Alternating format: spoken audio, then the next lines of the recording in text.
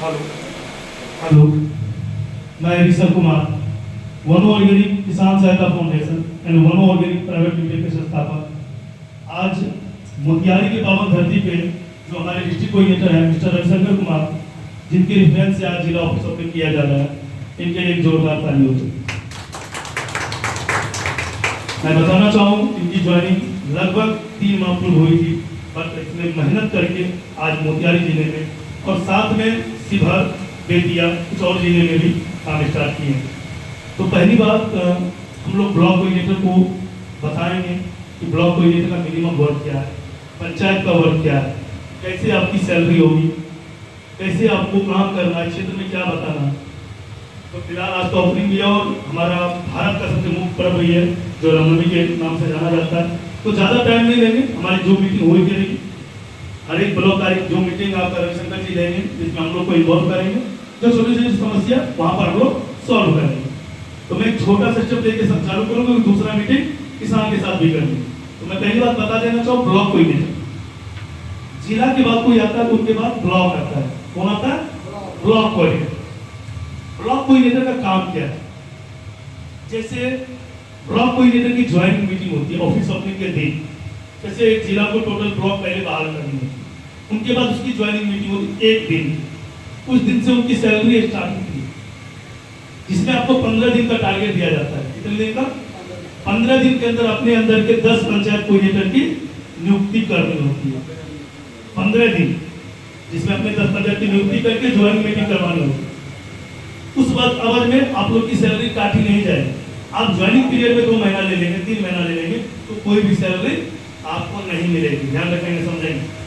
आपको 15 दिन के अंदर 10 पंचायत की नियुक्ति करके उनकी ज्वाइनिंग मीटिंग करवानी है, तो आपकी 15 दिन की सैलरी कटौती नहीं हो। समझ गए? सैलरी कटौती नहीं हो। यदि ये काम में आप 2 महीना लेके चले जाते हो, 1 महीना लेके चले जाते हो, तो जिस समय आप ज्वाइनिंग मीटिंग करवाओ उस दिन से सैलरी स्टार्ट होगी। समझ रहे हो बात को?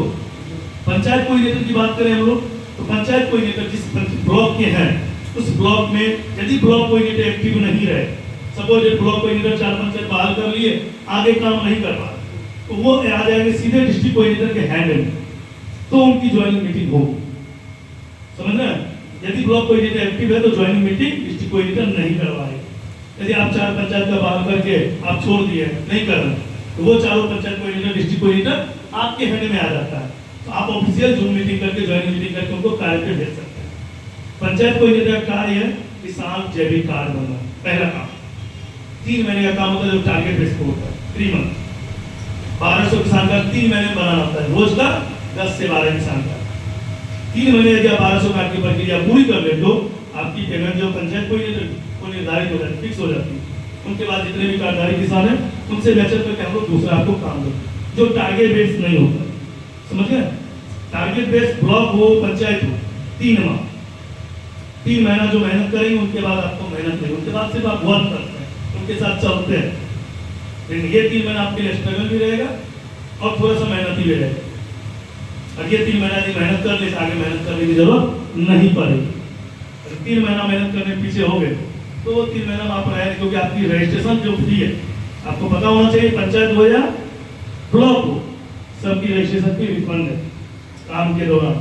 इस तरह से पंचायत कोऑर्डिनेटर रजिस्ट्रेशन में कितना दिया? हेलो, 2550 रुपये। हाँ बोलिए।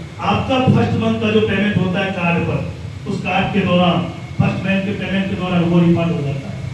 ब्लॉक कोऑर्डिनेटर का जैसे उनकी ज्वाइनिंग मीटिंग होती है ना आपकी पंचायत की, उस पंचायत के ज्वाइनिंग मीटिंग के दिन आपकी पेमेंट रिफंड हो जाती है। ध्यान रखेंगे इस चीज को। तो पेमेंट रिफंड हो गया तो रिश्ता तो रहा नहीं। जब तक आपने रजिस्ट्रेशन कराया तभी तक तो कंपनी में आपका रिश्ता है, तब एज ए एम्प्लॉय हो जाते हैं। क्या हो जाते हैं? एम्प्लॉय। किसी भी कंपनी में काम करने में कोई भी पैसा नहीं लगता है। जो आपका पैसा 2550 रुपये, तो वो रिफंडेबल इसलिए है कि चयन सही होना चाहिए। उस पैसे से आपका इंश्योरेंस भी है, एक्सीडेंटल भी है, सब कुछ है, फिर भी वो आगे जाकर रिफंड हो जाता है। जो कितने दिन के अंदर? 15 दिन के अंदर। यदि आप 15 दिन में नहीं पूरा कर पाए तो रिफंड तो नहीं होगा। काम नहीं किया, रजिस्ट्रेशन करवा लिया, काम नहीं कर रहे, कोई भी कंपनी आपको कोई रिफंड हम नहीं करेंगे। ध्यान रखेंगे इस बात। आप काम करते हो तो काम के दौरान सारा चीज रिफंड हो जाएगा। काम नहीं करोगे तो सोचो कि हम आज रजिस्ट्रेशन करवाए, आईडी कार्ड जनरेट हो गया, कल छोड़ देते हैं, तो कोई रिफंडेबल नहीं है। ध्यान रखेंगे। वो पंचायत हो या ब्लॉक हो या डिस्ट्रिक्ट हो, रिफंड कब है? जो आप काम कर दो।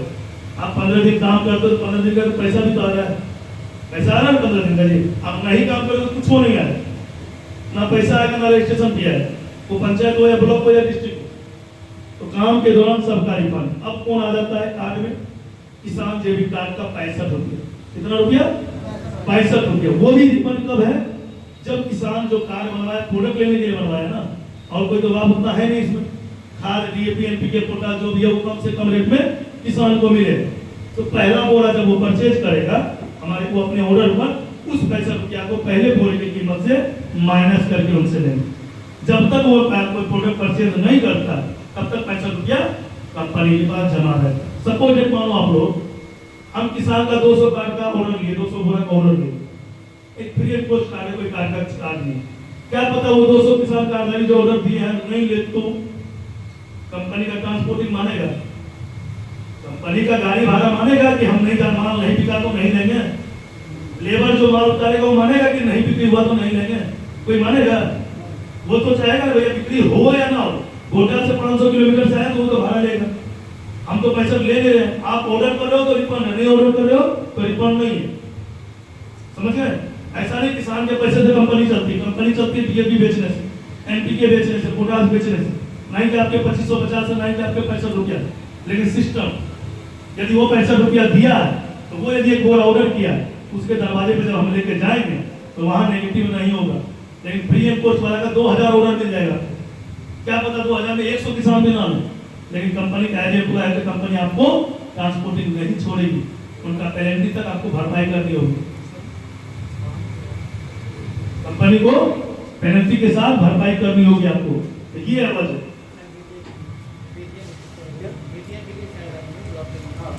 ब्लॉक बीटीएम डिस्ट्रिक्ट हुआ था ना,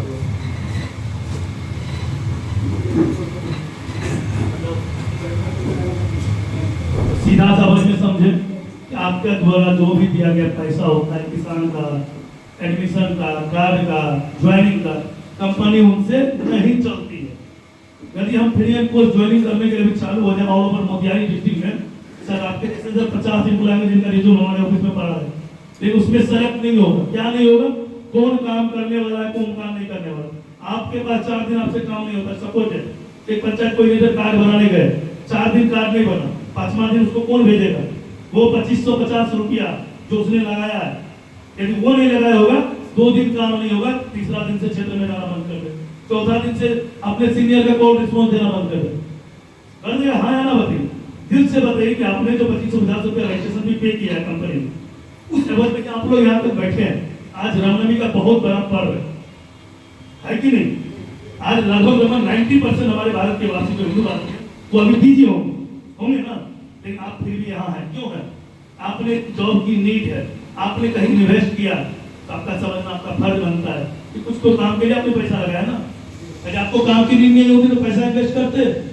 और इतना बड़ा भी पैसा नहीं कि आप इस पैसे को यदि ये कंपनी पैसे को लेकर भाग जाती है, डूब जाती है, आप बैग चले जाओ।